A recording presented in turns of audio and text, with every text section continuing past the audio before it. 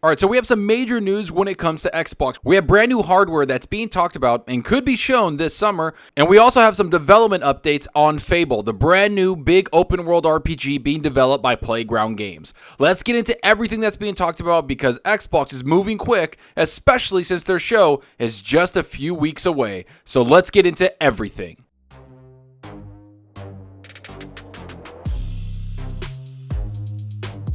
Alright, so you know the drill. If you like the content, hit that subscribe button and that like button. And if you want to be notified on future content, hit that small little bell icon. And if you want to go that extra mile to support the channel, hit that join button. All the support is greatly appreciated.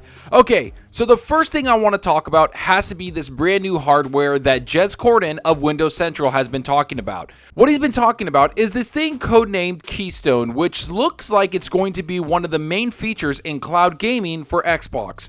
Basically something that people can buy at a low price to get into the Xbox ecosystem. And instead of me explaining what all of this is and giving you a rundown, I'm just going to go straight into the article of what's being written and what we can expect from this new piece of hardware. Exclusive, Microsoft continues to iterate on an Xbox cloud streaming device codenamed Keystone. For a few years, rumors have persisted that Microsoft was exploring building some form of streaming stick to offer Xbox cloud gaming via a more affordable dongle, similarly to Chromecast and Google Stadia. The first hint was Project Hobart.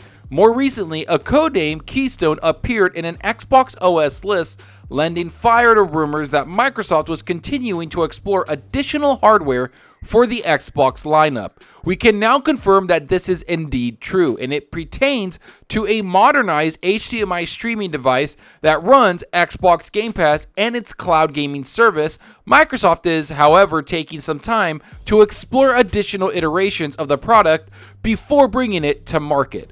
Alright, so the first thing I want to talk about is that this is something that has been rumored for a very long time. I feel for the last several years, people have talked about Xbox having a cheaper focus on cloud gaming, basically getting people that are not in the Xbox ecosystem a way for them to get into the Xbox ecosystem. And that means getting a small little stick or something that could cost upwards of $50 to $100. And that's not that bad of an entry level for Xbox gaming, especially when Microsoft looks at the massive amount of people out there in the gaming market. We have to remember, gaming is one of the fastest growing, if not the fastest growing market in the entire economy, because gaming for the first time ever is starting to reach the mainstream aspect of what people in the market want to look at. And that's what gaming is going into, and that's what Xbox understands, that's what Sony understands, and that's what a lot of industry executives understand. So when you see Xbox making the Xbox Series S, which by the way has been selling like crazy, and then you look at this Keystone hardware that they want to just plug into the back of a TV,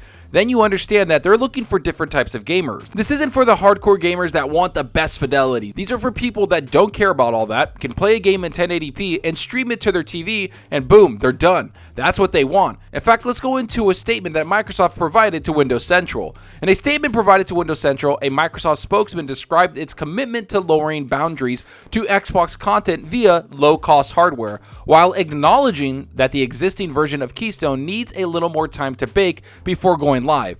Our vision for Xbox cloud gaming is unwavering. Our goal is to enable people to play the games they want on the devices they want, anywhere they want. As announced last year, we've been working on a game streaming device codenamed Keystone that could be connected to any TV or monitor without the need for a console, a Microsoft spokesman stated.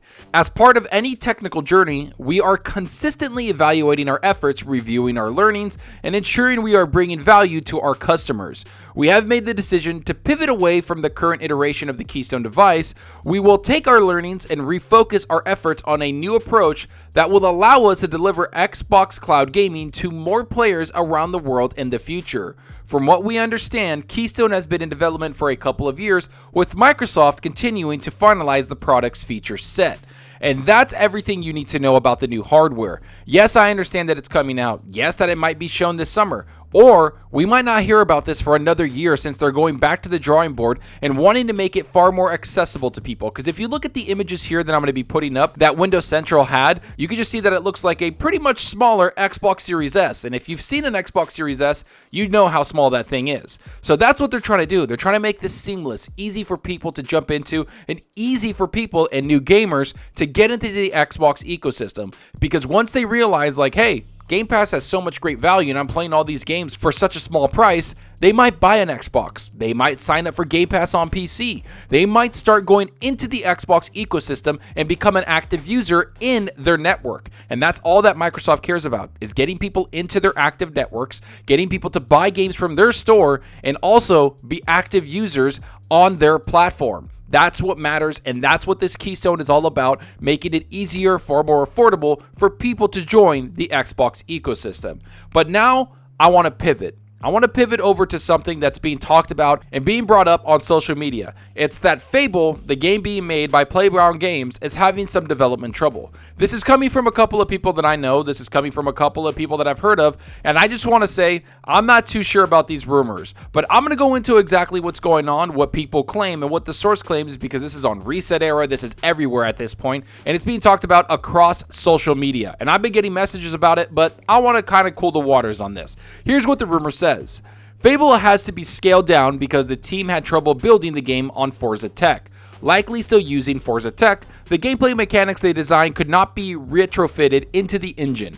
Didn't have the expertise with the open world gameplay involving the mechanics they wanted to implement, so they needed to bring in more developers. It's likely further away than people expect, but still ultimately nothing to worry about. Now, this is what I'm talking about. Now, everybody that I've gotten messages from about this, I need you to relax a little bit. We all know that Fable has been in development for a very long time. I mean, they just created the studio in early 2018. Think about that. Playground Games bought a studio, aka a building, in 2018, or I think late like October, November of 2017, and started building out that studio. So they had about 170 to 200 job applications out there over 2 years ago. They started hiring like crazy, Xbox flooded them with money, and they started working on Fable. Now, I don't know about you, but to make a massive new IP, well, a massive new game within an existing IP, it takes a lot of time. So I'm not sure in the last 4 years they were able to, 1, hire 200 people, 2, get all those people to work together, and then 3, have them all develop a game within 4 years. I don't see that happening. I understand that Forza tech is massive. I understand that people love that tech, and I understand that Playground Games has perfected it for open world in Forza Horizon 5 and Forza Horizon 4.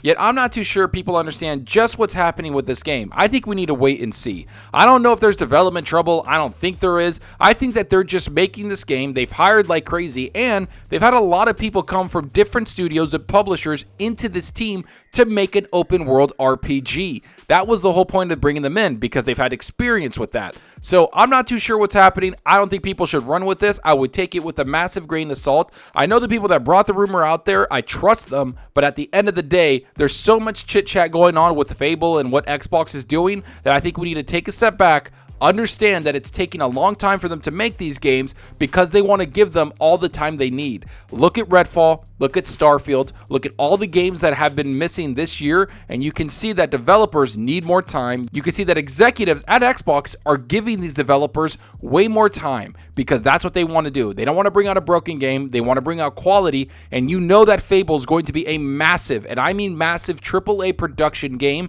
that's coming from Xbox, and one of their first games that's an RPG that people have been craving for a very, very long time. So let me know what you think about all of this. Do you think that the Keystone thing is going to bring in new gamers to Xbox? Do you think Fable is having development trouble? What type of new hardware do you want to see at the Xbox Game Show event? Do you think that Keystone will be shown at this event? Or do you think that Fable might have an outside chance of being shown at this E3? Or do you think it's 1 to 2 years away? Go down below and let me know. And I hope you enjoyed the video, and if you did, please hit that subscribe button and that like button. The support helps out the channel more than you know. And give me a follow on Twitter at Zalker87. I'm always on there talking games and sharing my latest videos. Plus, I love interacting with everyone there, so get on Twitter and let's talk about gaming. Also, follow me on Xbox Live. My gamertag is Zalker87, just like my channel name. See what games I'm playing, and let's compete in achievements for the month. So right now, I've been playing a lot, and I mean a lot, of Sniper Elite 5. It is on Game Pass. You can play it on your Xbox Series X, Series S, or you can play it on your PC through Game Pass. And I have to say, the game looks stunning. I think it's about 80 something gigs, so you know they have a lot of 4K assets in there. It's a massive game. I'm having a lot of fun with it. I love just taking people out, going through the levels. You start off in hub worlds and you just do objectives around the whole thing. I explore every inch of the map. I've been getting collectibles, doing side objectives. I'm just having a good time taking out tanks even, and it's just a good game. I really do recommend people check it out, and the best part is that it's on Game Pass. Talk about value. I know that there's a lot of people that are hating on it right now, or quote unquote unsubscribing to the service because they're not getting games. Well, in reality, I have way too many games to play. I don't know about everybody else, but maybe you should kind of mix up what you're playing. Play different genres, play different games, try something out. That's kind of what Game Pass has done. It's had people try some different genres out, try some different games out, and they might love it. And I've also been playing Division 2. I know, kind of weird, 3-year-old game, but I've been jumping into that with a couple of buddies on PC because we've been looking for something different. We kind of wanted a looter shooter, and we definitely didn't want to play Destiny, so we jumped into the Division 2 and are having a blast. I have to say that the game is awesome. It runs great. It's optimized great. I'm having a good time with it. It runs great on the PC, and I'm just having fun. The last time I played this game, I beat it on the Xbox 3 years ago and went hard on it. I think I have over like 80 hours in that game, played the whole campaign, played all of the stuff at the end game, did a bunch of raids, had a good time, but now I'm starting it over with friends, and we're just having a good time going through that campaign, and also going to go into the Warlords campaign, which is that DLC that brought out about, I think, a year or so ago. But let me know what you're playing. Are you playing something on your Xbox Series X, your Xbox Series S, your PlayStation 5, or are you playing something on your PC? Let me know down below, because that's what we're here for, is to talk games. And that's all for now. Thanks for watching, and until next time, remember, enjoy your gaming. Later.